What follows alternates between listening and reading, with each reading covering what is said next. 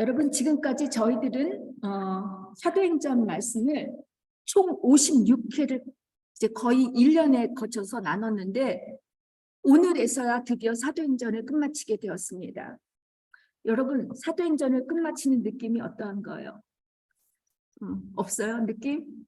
저는 사실 이 말씀을 사도행전 처음부터 끝까지 준비하느라고 많은 신학적 세적과 해석들을 읽으면서 저한테는 너무 많이 도전을 받았었어요. 여러분들은 아무 느낌이 없으세요? 무슨 결단할 거 이런 거 없으세요? 아무 있으실 거라고 저는 믿고 이번에 목장 나눔에서 한번 나눠주셨으면 감사하겠습니다. 오직 성령이 너에게 임하시면 너희가 권능을 받고 예루살렘과 온 유대와 사마리아와 땅끝까지 이르러 내 증인이 되리라는 말씀으로 이 사도행전이 시작하여 28장 31절에 바울이 담대히 전파하되 아무도 금하는 사람이 없었더라는 말씀으로, 즉 성령을 받으면 우리 모두가 복음을 전할 수 있다는 것으로 사도행전이 끝이 나는데, 저에게 뭔가 빠져있다는 이런 아쉬움 같은 게 남게 됩니다. 여러분, 독서를 좋아하시는 분들이나 글을 쓰시는 분들, 특히 영화를 좋아하시는 분들은 잘 아시겠지만 결말 부분을 어떻게 끝맺느냐가 참 중요합니다. 해피 엔딩이든 새드 엔딩이든 어떤 깊은 인상이나 감동을 받을 만한, 평생 시청자들과 독자들에게 여운을 남길 만한 장면으로 이제 끝맞게 하는데, 사도행전은 뭔가 평범하고 시시하게 끝이 납니다. 그렇지 않습니까? 안 읽으셨죠? 그래서 몰라요. 괜찮습니다. 바울은 자신의 마지막 선교의 꿈이었던 로마로 오기까지 그야말로 고생이 말이 아니었습니다. 예루살렘에서 온갖 모함과 괴롭힘을 받았고, 감옥에 갇혀서 여러 번 재판을 받아야 했고, 죄수로 이송되어 로마로 오기까지는 정말 풍랑을 만나서 죽을 고생을 다 했습니다. 이렇게 해서 정작 로마에 도착했는데 뭔가 삐까뻔쩍한 놀랄만한 일들이, 서프라이즈 할 만한 일들이 기다려야만 하지 않겠습니까? 그러나 정반대죠. 그래서 오늘은 여러분과 함께 바울이 로마에서 어떻게 복음을 전했고 어떠한 일이 일어났는지 본문 말씀을 묵상하면서 그동안 복음을 전하는 우리들의 태도나 자세를 뒤돌아봤으면 하고, 복음을 왜 전해야만 한지, 또 어떻게 전해야 하는지 함께 생각을 해봤으면 합니다. 여러분, 첫 번째, 복음을 전하고자 수고한 자에게는 하나님께서는 환대해 주신다고 약속하셨습니다. 바울 일행은 몰타 섬에서 3개월 동안 겨울을 보내고, 몰타 원주민들이 제공해주는 디오스구도라는 알렉산드리아호를 타고 시칠리아 섬의 수라쿠사, 지금 말로는 시라쿠사라고 하는데, 그곳에서 3일을 보내게 돼요. 그리고 난 후 레기온, 레조 칼리브리아라고 하는 이태리 말인데, 그곳을 지나서 나폴리 북쪽에 있는 보지올리, 그러니까 보디올이라고 우리나라에는 써 있는데, 거기서 신자들의 초청을 받고 7일 동안 머물고, 그리고 나서 아피아기를 따라 드디어 로마에 도착하게 됩니다.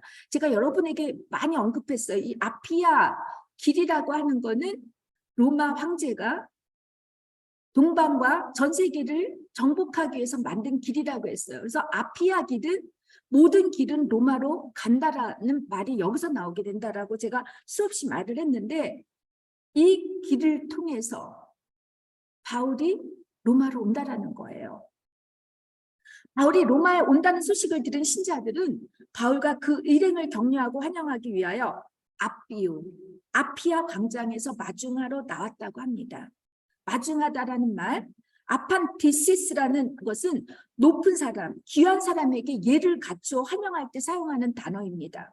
요즘 같으면 빨간 페피, 양탕자를 깔아서 프로미넨테 유명한 사람들을 접대하듯이 아마 그런 광장, 그런 사람들을 귀중하게 환영했다라는 것이죠. 아피아 광장은 무엇보다도 전쟁에서 승리하고 돌아오는 개선 장군들을 맞이하는 곳이었다고 합니다. 우리가 잘 아는 페니, 피디, 피치, 우리 안젤로 집사님 이 말이 무슨 말씀이신지 알죠? 이태리 왔노라, 도왔노라, 이겼노라 라고 하는 전쟁에서 승리하고 온 이런 개선 장군들이 노래를 부르며 군중들은 환호성을 지르고 박수 갈채를 받았던 그런 곳이었다라는 거예요. 누가 저자는 아이러니하게도 이 아피아 광장에서 투옥 생활과 긴 여정으로 심신이 지친 백발이 하얀 늙고 초라한 바울이 로마의 신자들로부터 마치 전쟁에서 이기고 돌아온 개선 장군처럼 환영을 받았다고 기록합니다. 정말 아이러니하지 않습니까? 로마 신자들은 또한 세 여관 트레이스 타베르네라까지 이제 마중을 나왔다고 하는데, 이 트레이스 타베르네는 세 곳의 여관, 호텔 같은 곳이었을 거예요.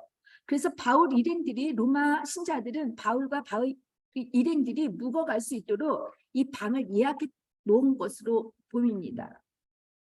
바울은 이런 로마 신자들의 따스한 환대와 섬김을 받고 용기를 얻었고 하나님께 감사했다고 이제 15절에 기록되어 있죠. 복음을 위하여 최선을 다하며 또는 복음 때문에 상처도 받고 속상한 일을 겪은 우리들을 위하여 하나님께서는 주님의 사람들을 통하여 위로해 주시고 격려해 주시며 환대해 주신다는 것이죠. 물론 바울처럼 혹은 초대교회 교우들처럼 복음을 위해 핍박과 환난과 복음을 이렇게 목숨을 잃지는 않았지만 그저 말씀과 기도로 예배에 올인하며 각자의 주어진 자리를 잘 지키고 있는 것만으로도 하나님께서는 하나님 나라에 웰컴 해주신다는 거예요.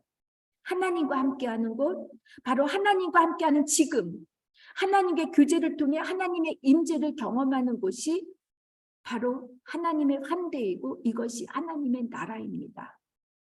저 또한 지난주 여러분들을 통하여 참 많이 감사했고 오랜만에 목회의 보람 같은 것을 느꼈습니다. 제가 여러분께도 이미 말씀드렸지만 건강이 매우 좋지 않은 상태에서 이제 독일교회 청소년을 데리고 수련회를 떠나야 했습니다. 금요일날 떠나야 되는데 목요일날 다시 이제 열이 올라왔는데 또 기침이 또 심해져가지고 이제 취소할 때까지 이제 왔어요. 근데 2년 동안 우리가 수련회를 갖지 않았기 때문에 이 아이들의 뭐 이 기쁨, 설레임은 이루 말할 수가 없었습니다. 그래서 제가 지난 목요일날 중요한 회의가 있어서 거기 빠질 수가 없기 때문에 이제 참석해서 동료 목사에게 나 아무래도 근데 사람들이 다 봤어요. 제가 회의하는 동안 기침을 엄청나게 심하게 하는 걸 다 보고 이제 경이 되게 안타까운 얼굴을 다들 하고 있었는데 제가 이제 회의를 마치고 나서 이제 동료 목사에게 나 아무래도 수련회 가는 게 이게 부담이 될 텐데 어떻게 해야 되지 하고 말을 했더니 이번엔 또 팀들이 다 팀의 애들이 뭐 시험이다 뭐 일을 해야 된다 또 독감에 걸렸다 해서 다 못 간다고 이제 얘기를 하는 거예요. 그러니까 저하고 동료 목사님 단둘이밖에 없는 거예요. 그랬더니 동료 목사님이 경이 건강이 제일 중요한 거니까 일단은 너가 내일 금요일 날 11시까지 생각을 해보고 이제 거절할 수 있으면 거절하면 늦더라도 부모님들한테 메일을 보내서 수련회를 취소하겠다고 이제 얘기를 하는데 지금 마음이 찝찝했어요. 제가 가야 되나 말아야 되나 여러 가지 생각을 하다가 그리고 나서 기도를 했어요. 하나님 저에게 이 기침과 이거 멈출 수 열만이라도 멈추게 해달라고 했는데 아침에 일어나니까 열이 떨어지고 나서 그래서 이제 10시에 저기 비서한테 연락해가지고 수련회를 가는 거로 하겠다 이렇게 얘기를 해서 이제 딱 갔습니다. 그리고 그 전에 이제 제가 재직분들에게 카톡 메시지를 보냈어요. 근데 우리 재직분들 전도사님 모두가 이해를 해주셨고 일사불란하게 척척척 주일 예배를 준비해 주셨습니다. 수련회를 이제 마치고 집에 돌아오니까 제가 이제 파김치가 되어가지고 오자마자 이제 쓰러지다시피 해서 이제 잠을 잤는데 일어나 보니까 밤 늦은 시간이었어요. 몇 분들의 이제 격려 문자가 왔었고 그러면서 이제 소식을 전해줬는데 그 한마음으로 예배를 은혜스러운 예배를 드렸고 애참 모임을 잘 끝마쳤다는 소식을 전해주는데 정말 감사했습니다. 그리고 또 교회 카톡방에 올라온 사진들을 보면서 야 이제는 제가 없어도 교회가 되겠구나. 평신도 중심의 교회로 잘 발전할 수 있겠구나 하라는 그런 마음이 들었습니다.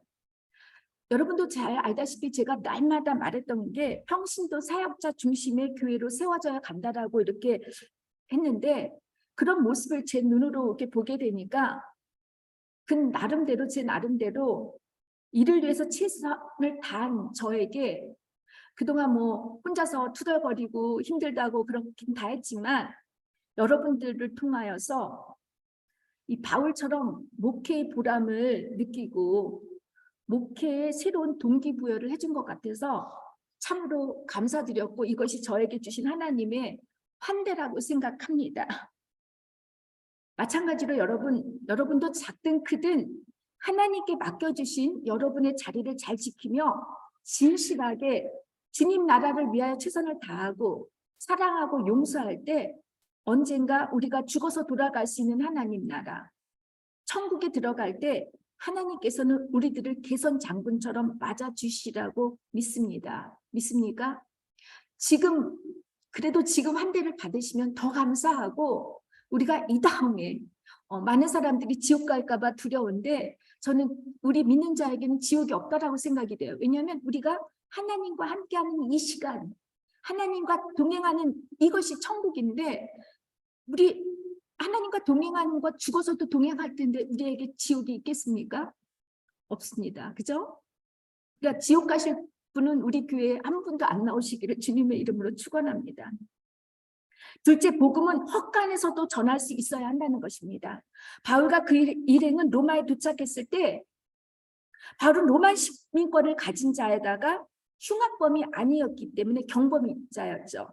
직접 감옥에 감금되지는 않았습니다. 그는 경범죄 죄수들에게 제공된 월세집, 이게 미스돈 마티라고 하는데 그러니까 한 명의 군사와 쇠사슬에 묶인 채 감시를 받으며 재판을 받을 때까지 2년 동안 가택 연금 상태에서 살았던 것으로 보입니다. 30절을 보니까요. 말이 그렇지 월세집이라고 하지만 싸구려 헛간과 같은 곳이었다고 합니다. 아마도 그 렌트는 아마 빌립보 교회에서 성도님들이 보내주신 헌금으로 지불되었던 것으로 보입니다. 쇠사슬에 매이고 감시를 받으며 헛간에서 2년 동안을 살면서도 바울은 끊임없이 복음을 전했다고 합니다. 그의 평생 꿈이었고 마지막 비전이었던 로마, 이방인 선교를 위한 관문이라고 할 수 있는 대로마 제국의 심장인 로마에서 바울은 비교적으로 정말 정반대로 보잘것없는 헛간과 같은 제한된 공간에서 복음을 전했다는 것입니다. 물론 바울이 나이가 많아 육체적으로 노쇠한 노인에다가 더욱이 쇠사슬에 묶여 밖에 나가서 자유롭게 전도를 할 수 있는 처지나 상황은 아니었겠지만 만일 여러분 바울이 죄수의 신분으로 로마에 오지 않았더라면 그가 로마 도시의 중심인 광장에서 여러분 큰 목소리로 복음을 외치고 성령의 뜨거움이 역사하고 귀신들이 쫓겨나가고 병든 자들이 고침을 받고 이런 여러 기적들이 일어났다면 얼마나 많은 사람들이 복음을 받아들였겠습니까? 그리고 얼마나 빨리 복음이 이 유럽 전체까지 전파되었겠습니까? 여러분, 그러나 사도행전 전체가 그랬듯이 하나님께서는 도저히 우리가 상상을 초월할 수 없는 방법으로 복음을 전해주시게 하십니다. 복음을 전하는 데는 어떤 환경이나 상황에 얽매이지 않는 것입니다. 좋고 편안한 환경이 조성되고 가능한 여건이 되었을 때 비로소 복음을 전하는 것이 아니라는 것입니다. 가난하고 보잘것없는 마국간에서부터 예수님의 복음이 하나님의 나라가 선포된 것처럼 오히려 불편하고 불가능한 환경과 여건 속에서도 복음을 삶으로 전하려고 할 때 복음 전하는 자의 진의와 참된 가치가 드러나게 되면서부터 여러분 복음이 전파되는 것입니다. 믿습니까? 세 번째, 복음은 내 가정, 내 동족에게 먼저 전해야 한다는 것과 연관이 있습니다. 제가 설교를 준비하면서 말씀을 묵상하는 가운데 이해가 되지 않는 부분이 있었습니다. 그것은 바울의 선교 비전이 이방인을 구원하기 위한 거였는데 그래서 이가 로마로 왔던 것 아닙니까?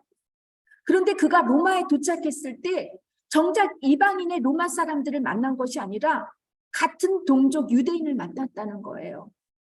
바울이 로마에 오자마자 가택 연금 상태에서 3일이 지나자 맨 먼저 유대인 지도자들을 초대해서 만납니다.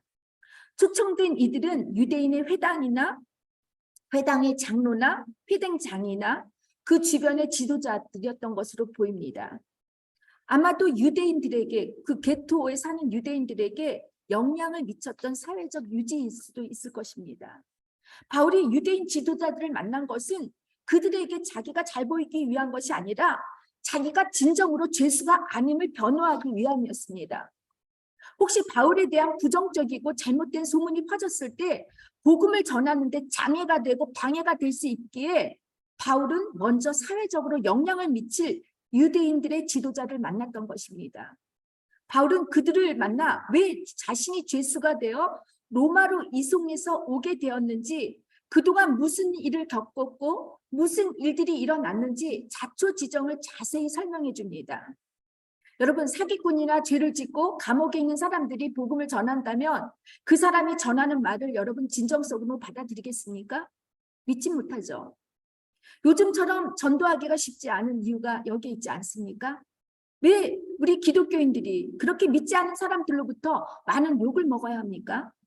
우리들의 말과 행동이, 우리들의 믿음과 행동이 지금까지 따로 놀았기 때문이 아닙니까? 교회 안의 삶과 교회 밖의 삶이 전혀 다른 이중적인 모습 때문에 그렇지 않습니까? 우리가 하나님 앞에서는 죄인이라고 고백하지만 세상 밖에서는 남을 판단하고 정죄하며 의인인 사람처럼 이기적이고 이중적인 행동을 했기 때문에 복음 전하는 것이 요즘처럼 힘든 시대가 없었을 것입니다.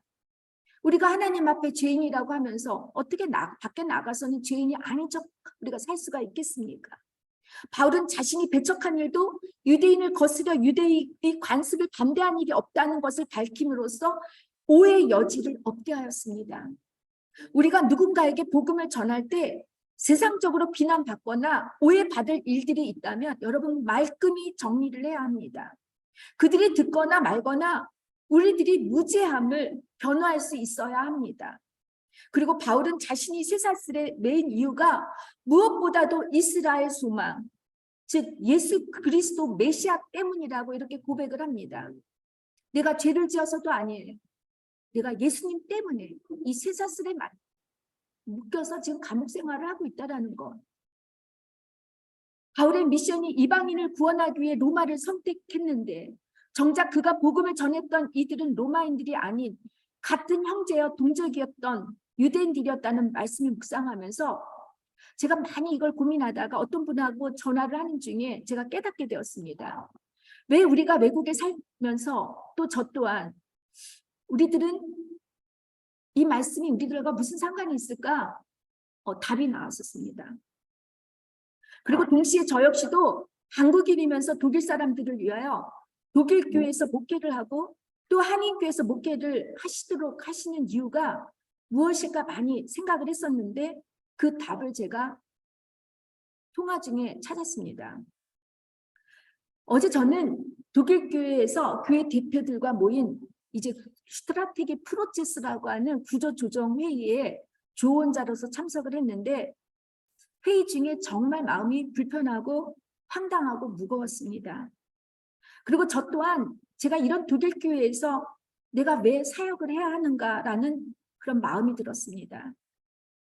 교회와 일반 단체와 전혀 다를 바가 없을 정도로 교회 대표들이 계획 구성안을 짜고 있는데 복음이라는 말, 예수, 하나님 이런 말이 하나도 들어가 있지 않고 도리어 그런 말을 하는 사람들이 슬프게도 이상하게 보는 거예요. 이방인들처럼. 그리고 비웃는 듯한 그 어조의 얘기를 들을 때 제가 참으로 슬프고 황당했습니다. 여러분과 저는 이렇게 영적으로 많이 죽어가고 있는 나라에서 살고 있습니다. 한국도 마찬가지겠죠. 바울이 유대인 형제와 동족에게 먼저 복음을 전했듯이 우리들은 먼저 이곳에 살고 있는 한인 간정들에게 복음을 전했으면 합니다. 보통 여러분들은 거의 영어를 완벽하게 잘하세요. 그 때문에 독일어나 프랑스 말을 배우지 않아서 이 두 언어에 약하신 분들이 있다고 들었는데 맞습니까? 그러나 한국말은 잘하지 않습니까? 이곳에 사는 우리나라 사람들에게 한국말로 복음을 전하는 거는 여러분들에게 많이 쉬울 거라고 봅니다. 외국어라고 하는 장벽 때문에 외국 분들에게 복음을 전하지 못한다고 하실 수 있지만 여러분들에게는 누가 있죠? 여러분들의 자녀가 있습니다. 우리 2세인 아이들이 엄마 아빠로부터 들은 복음과 그 눈물의 기도가 이 독일 땅과 프랑스, 스위스 사람들에게 복음을 전파할 것이에요. 이 아이들을 통해서. 그리고 이 아이들을 통해서 유럽이 새로운 성령의 부흥을 일으킬 것이라고 저는 믿습니다. 우리 이 아이들을 통해서. 믿습니까? 이를 위해서 하나님께서는 여러분과 저를 이 외국 땅에 보냈고 특히 바젤 한인선교교회의 부름을 받았다고 저는 믿습니다. 네 번째, 그 누군가의 영혼을 구원하기 위하여 반드시 쇠사슬에 매여 있어야 합니다. 당시 로마에서는 감옥 밖에는 머무는 미결수에게는 그 감옥 밖에서 이제 머무는 미결수에게는 아예 도망갈 생각은 꿈에조차 하지 못하게 하여 그 미결수의 한쪽 팔이나 발과 미결수를 감시하고 지키는 군인의 한쪽 팔이나 발을 이렇게 쇠사슬로 연결해 두었다고 합니다. 바울은 자신의 매임에 대해 에베소서와 빌립보서에 이렇게 고백을 합니다. 에베소서의 6장 20절에는 이 일을 위하여 내가 쇠사슬에 매인 사신이 된 것은 나로 이 일에 당연히 할 말을 담대히 하게 하려 하십니다. 그리고 빌립보서 1장 12절에서 14절에선 형제들아 내가 당한 일이 도리어 복음 전파의 진전이 된 줄을 너희가 알기를 원하노라. 이러므로 나의 매임이 그리스도 안에서 모든 시대와 안과 그 밖의 모든 사람들에게 나타났으니 형제 중 다수가 나의 매임으로 말미암아 주 안에서 신뢰함으로 겁 없이 하나님의 말씀을 더욱 담대히 전하게 되었느니라고 바울이 고백을 합니다. 아까처럼 바울이 매이지 않았었으면 아마 우리의 생각은 더 많은 복음이 전파되었을 거라고 생각하는데 바울은 그렇지 않다고 생각을 합니다. 여러분, 누군가의 영혼을 구원하기 위해 쇠사슬에 매인 것처럼 불편하고 여러분 마음대로 할 수 없는 것들이 무엇이 있습니까? 목장에서 한번 나눠봐 주세요. 쇠사슬이라고 하는 것은 인생에서의 제동입니다. 꼼짝도 못하게 합니다. 이런 제동에 걸리면 인간들이 꼼짝을 못해요. 내가 원한다고 하는 것을 마음대로 할 수 없는 상태입니다. 인생의 고난이 될 수 있겠죠. 그런데 이 매임을 통해 하나님께서는 인내를 배우게 하시고 주님께 무릎을 꿇게 하시며 겸손을 배우게 하십니다. 여러분, 요셉이 보디발의 아내의 누명을 쓰고 감옥에 갇혔던 것은 앞으로 흉년을 맞은 자신들의 가족과 장차 이스라엘 백성을 구원하기 위함이었던 것처럼 누군가의 영혼을 살리기 위해서는 여러분 유감스럽게도 때론 여러분이 인생의 쇠사슬에 매일 때가 있다는 것입니다. 내 매임을 통해서라도 내 사랑하는 가족이나 그 사람 한 사람의 영혼이 구원받을 수 있다면 복음을 전하는데 여러분 멈춰서는 또한 포기해서도 안 됩니다. 여러분 끝까지 복음을 전해야 합니다. 쇠사슬에 매인 바울의 모습과 그의 진정성 있는 이야기를 들은 유대인 지도자들은 바울에 관한 편지를 받은 적도 없고 바울에 대한 험담한 사람도 없다고 말하면서 바울의 사상이 어떠한가 듣고자 하는데 바울이 믿는 종파에 대해서 반대하는 사람들이 이렇게 많다라고 전합니다. 바울이 직접 자신의 쇠사슬을 보여주며 낮은 마음으로 간증을 하니까 그들이 나사렛 예수파에 대한 마음이 열려 복음을 더 들어보기 위하여 날짜를 정하여 만나기로 합니다. 여러분, 쇠사슬에 매인 나의 고난이 나의 부족함과 죄악이 간증의 약재가 되어 고백을 할 때 기독교에 대해 부정적으로 생각했던 사람들이 또 하나님을 믿지 않는 사람들의 마음이 오픈하게 되는 것이죠. 학교에서 보면 아이들이 자신들이 먼저 잘못했다고 하는 사람한테는 아이들이 화를 낼 수가 없어요. 저 또한 마찬가지입니다. 우리들의 잘못된 부족한 점을 우리가 고백한다면 사람들의 마음을 열게 할 수 있습니다. 바울이 쇠사슬에 매여 있었기에 반대로 그들이 말씀을 듣기 위하여 날짜까지 정하며 바울이 있는 곳으로 찾아왔다고 합니다. 여러분, 아무리 바쁘더라도 간절한 마음으로 주님을 위하여 시간을 내서 말씀을 들으려 할 때 하나님의 임재를 경험할 수 있게 되고 주님을 향한 소망을 잃지 않을 수가 있습니다. 바울이 시사스에 매임에도 점점 많은 유대인들이 바울에게 찾아왔을 때 바울은 아침부터 저녁까지 하나님 나라를 설명하고 선포했고 구약의 예언서나 모세에 대한 말씀이 메시아이신 예수님에 대한 말씀이라고 가르쳤습니다. 구약은 오실 예수님에 대한 말씀이고 신약은 오신 예수님에 대한 말씀이라는 것이죠. 시사슬에 매여 있으면서도 나눴던 말씀들을 가지고 예배소, 빌립보, 골로새, 빌레몬서와 같은 옥중 서신을 남길 수가 있었습니다. 이렇게 바울의 말씀을 들은 사람들의 반응은 믿거나 믿지 않거나 두 부류의 사람들로 나뉩니다. 회색 지대는 없고 흑백으로 갈립니다. 바울은 이에 대해 이스라엘 조상들에게 말씀했었던 이사야 선지자의 말씀을 인용하며 한마디 말을 남기는데요. 이 말씀은 이사야 6장 9절에서 10절 말씀입니다. 이 백성에게 가서 말하여라. 너희가 다 듣기는 들어도 깨닫지 못하고 보기는 보아도 알지 못할 것이다. 이 백성의 마음이 무디어졌고 귀로는 듣지 못하며 눈은 감겼다. 이는 그들이 눈으로 보고 귀로 듣고 마음으로 깨닫고 내게 돌아와 고침을 받지 못하게 하려는 것이다. 여러분, 하나님께 택함을 받았다고 믿는 이스라엘 백성들이 하나님의 말씀을 아예 귀로 들으려고 하지 않았기 때문에 그래서 바울은 하나님의 구원이 이방인들에게도 전파되었다고 주장을 합니다. 여러분, 이제 말씀을 맺겠습니다. 누가 저자는 누가복음을 성전에서 시작하여 성전으로 끝을 맺듯이 사도행전은 집에서 시작하여 집으로 끝을 마무리합니다. 바울의 허물어진 헛간과 같은 곳에서 복음이 유럽 전체를 복음으로 문명까지 바꾸게 하셨듯이 우리는 먼저 내가 사는 집에서부터 우리 가정에서부터 그 한 사람의 귀가 열려 들릴 때까지 복음을 전하여야 합니다. 비록 헛간과 같이 부족한 내 집이라도 말씀과 기도와 성경 공부의 처소로 쓰임받기를 축원합니다. 코로나로 많은 교회들이 무너졌죠. 사람들이 더 이상 교회를 찾지 않으려고 해요. 십자가 이야기를 하기 힘든 세상에 시대에 우리가 살고 있습니다. 물질적으로 잘 살고 있기 때문에 고난이 없으면 100% 내가 죄인이라고 고백하지 않는 시대에 우리가 살고 있습니다. 그런데 여러분, 나를 찾아오는 사람이 있어요. 내 집에 오는 사람들이 있습니다. 이때 주님의 십자가 사건이 내 사건이고 주님의 부활이 내 부활이 되었다고 여러분들이 담대히 고백하시기를 주님의 이름으로 축원합니다. 여러분, 그래서 저는 초대교회가 그래서 교회가 세워진 거예요. 집에서부터 이렇게 우리가 있는 곳, 가정이면 가정, 학교면 학교, 직장이면 직장, 목장이면 목장, 사람들과 나눔과 교제 속에서 여러분 말로 하지 않아도 돼요. 나는 말을 자신이 없다. 그리고 나는 말로 이렇게 복음을 전할 수가 없어. 난 말주변이 없어 하는 사람들은 여러분들이 몸으로 얼마든지 하나님을 드러낼 수 있습니다. 그것이 복음을 전하는 일입니다.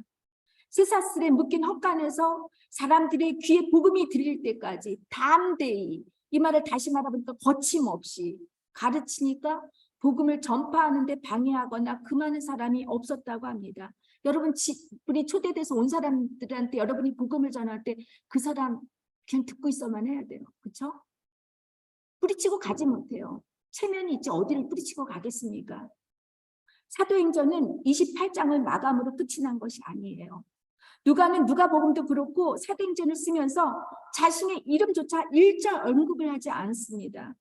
주님께서 오직 성령이 너희에게 임하시면 너희가 권능을 받고 온 유대와 사마리아와 땅끝까지 이르러 내 증인이 되리라고 하셨듯이 사도행전은 여러분 사도들의 행전이 아니라 너희들의 행전이 되어야 합니다. 믿습니까?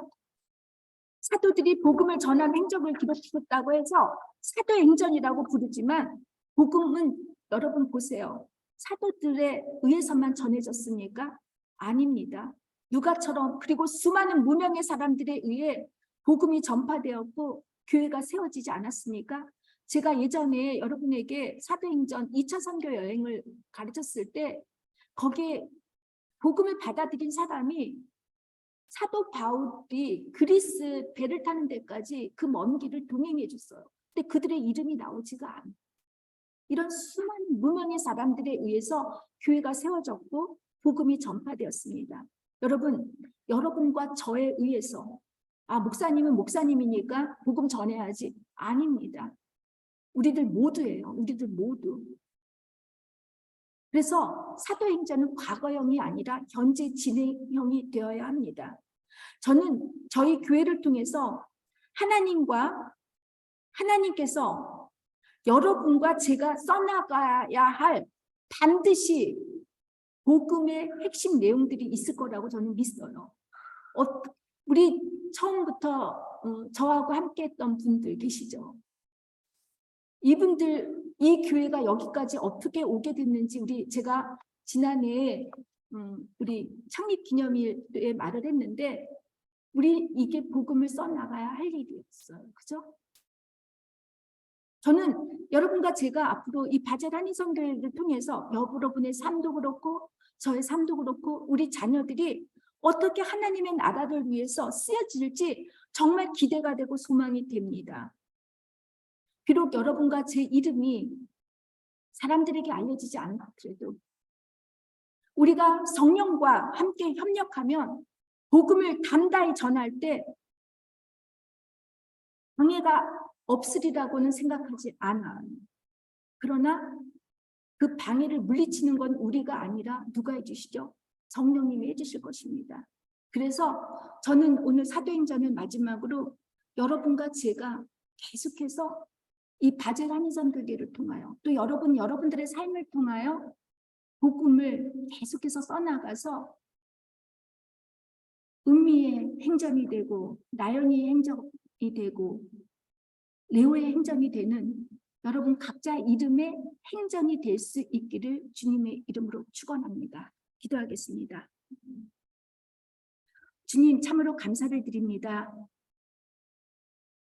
사도행전은 사도들의 행전에서 끝나는 것이 아니라 현재 진영형으로 된다고 합니다.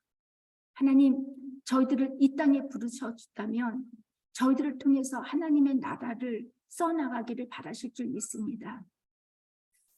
비록 부족하고 아무것도 가진 능력이 없다 할지라도 주님이 성령의 권능을 우리가 입으면 우리들도 그렇게 교회를 세울 수 있고 사람들을 세워나갈 수 있고 결국은 하나님의 나라를 세울 수 있다고 말씀하셨습니다. 하나님, 이 일에 우리 모두가 기쁨과 감사로 동참할 수 있도록 하여 주시고 이때마다 하나님 성령의 능력을 받을 수 있는 놀라운 역사들이 우리 각자의 삶 속에서 또한 이 바젤 한인 선교교회에서 일어날 수 있도록 도와주시옵소서. 예수님의 이름으로 기도를 드립니다. 아멘.